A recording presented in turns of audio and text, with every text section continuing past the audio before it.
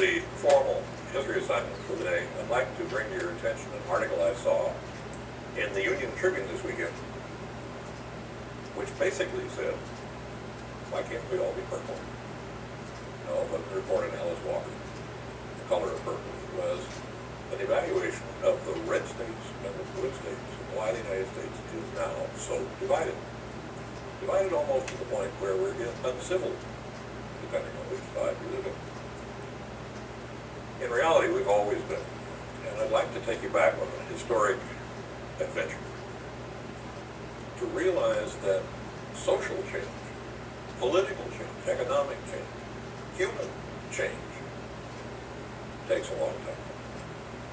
And if we can get that idea, perhaps we can be a little less impatient with each other when we differ on a particular point, and a little more encouraging in the long run to find that, yes, we're all human beings underneath. So with that in mind, let's go back to the founding fathers. Now, in the beginning of the United States, I don't want to go back that far, we had two men of very different background and very different perspectives, both of whom we had as founding fathers. Hamilton and Jefferson. Hamilton coming from a commercial background, going to the state of New York and founding banking commercial interests there, and of course eventually becoming the nation's first official banker, Secretary of the Treasury. Jefferson, a landed aristocrat from Virginia, widely read, highly respected, and very humane. Now, at that time, there was very little that the two agreed upon. After all, Hamilton thought we should have had a monarchy. Jefferson thought the real wisdom of the nation resided in the crossroads storm. Hamilton was afraid of what he called King Bob, meaning ordinary people.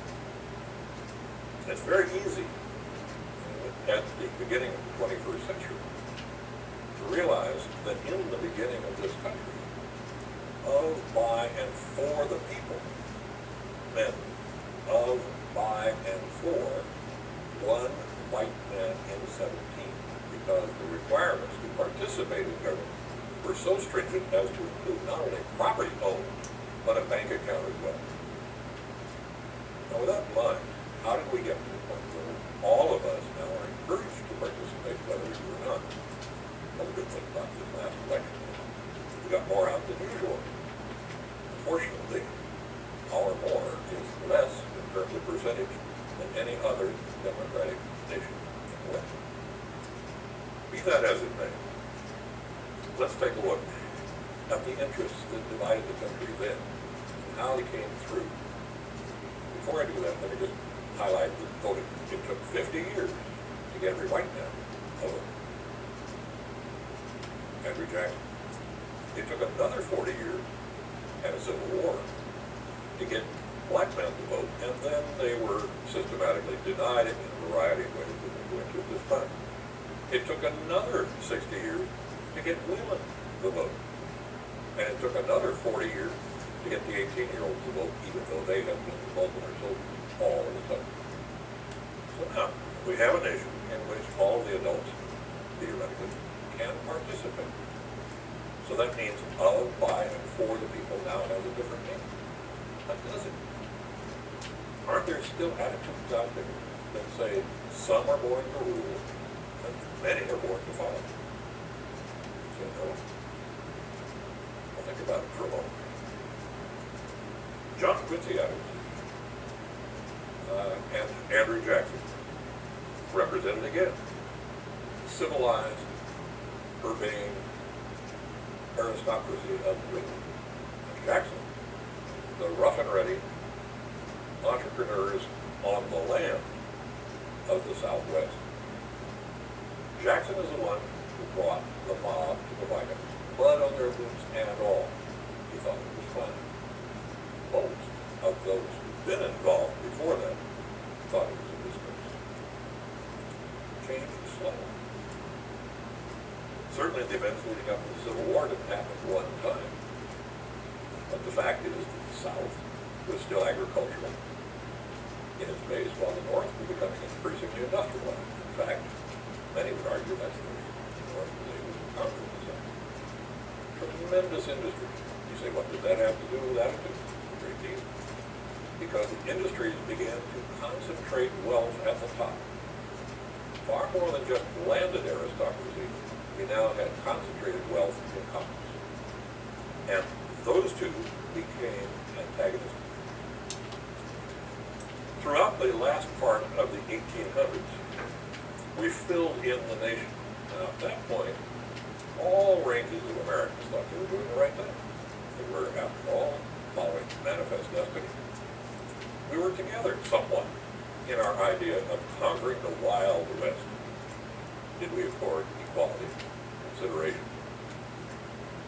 democratic principles to the native people? No. We're still settling those accounts today.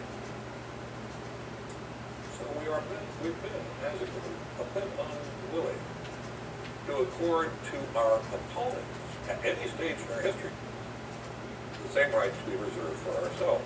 Now that applies when we oppose each other and when we find ourselves opposing other peoples, other cultures, other races and religions.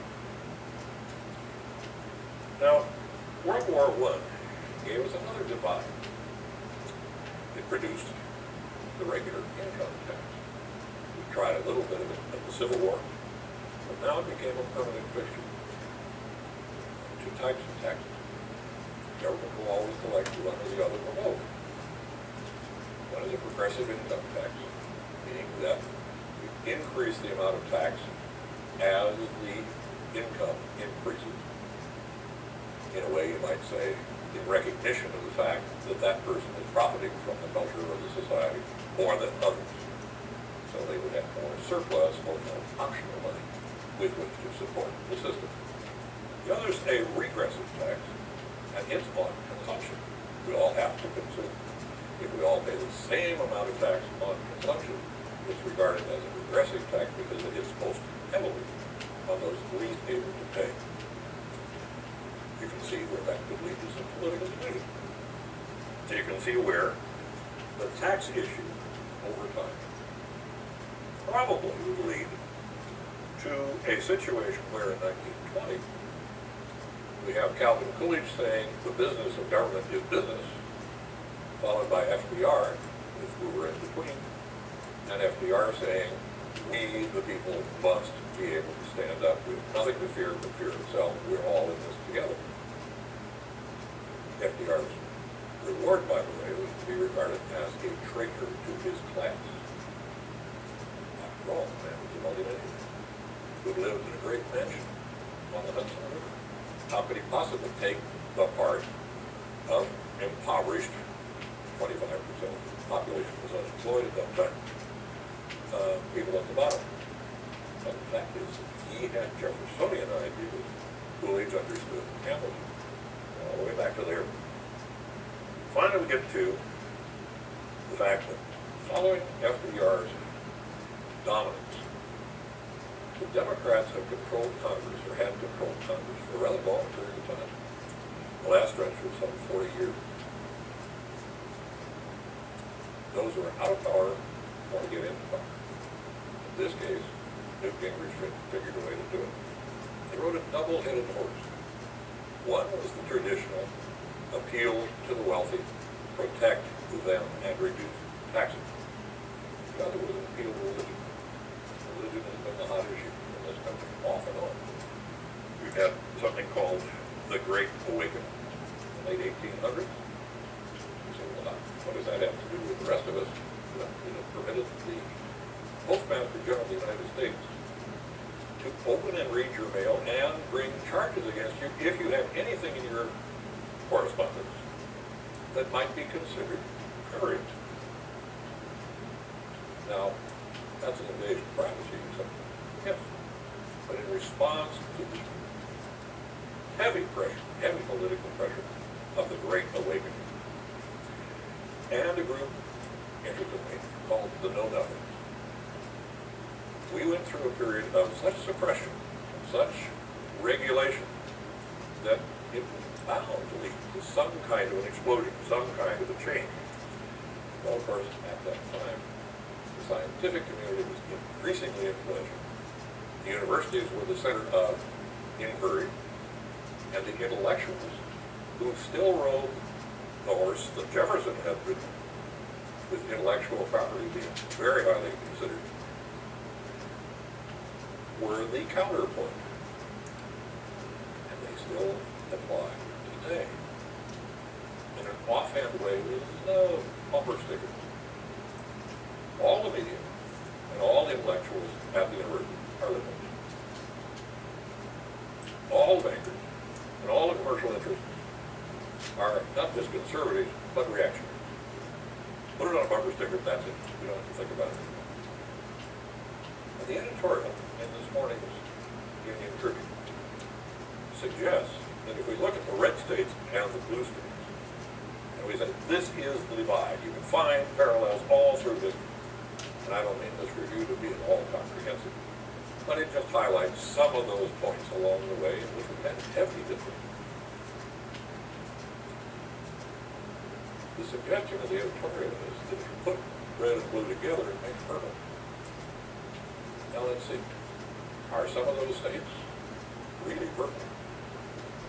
Well, Washington State at this time is counting a difference among 3 million votes of 42 in selecting their governor, between a Democrat and a Republican, between a red state and a blue state. The state of Washington voted blue. The people of Washington haven't made up their mind yet, but the red is leading. Other close elections, very close elections. New Mexico, which last time in 2000 was blue, this year went red. Does that mean that all the people in New Mexico have now shifted allegiance? Or does it mean that they just tipped over the edge enough to move into the Republican Party? Patience will see us through. A recognition that we mean well. The hope that we can put this in some kind of historic perspective that gives us an opportunity to realize that the differences are important, that the differences are interesting, that the differences are worth debating, discussing, and compromising on so that we can move forward as a people. Will it be easy? It never has been. Will we be able to? History suggests we will. After all, we've been doing it for 204 years. Thank you very much.